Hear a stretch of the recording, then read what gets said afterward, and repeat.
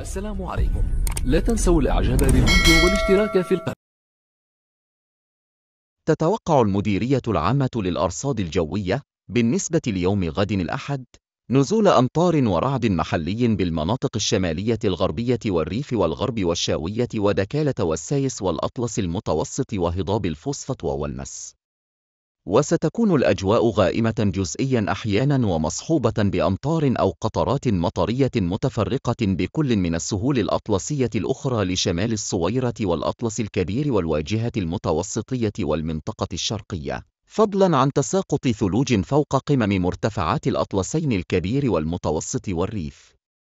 وسيلاحظ تسجيل هبات رياح أحياناً قوية نوعاً ما إلى محلياً قوية بكل من المناطق الجنوبية والسواحل الوسطى والسايس والسهول الشمالية الغربية والريف والأطلس والواجهة المتوسطية والمنطقة الشرقية.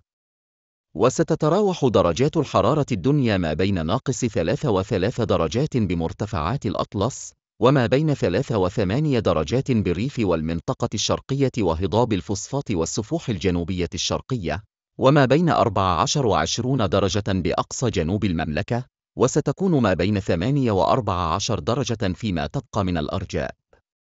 أما درجات الحرارة خلال النهار فستشهد انخفاضاً بوجه عام، وسيكون البحر قليل الهيجان إلى هائج بالواجهة المتوسطية والبوغاز، وقوي الهيجان إلى جد قوي الهيجان ما بين المهدية وطرفاية، وهائجا إلى قوي الهيجان بباقي السواحل.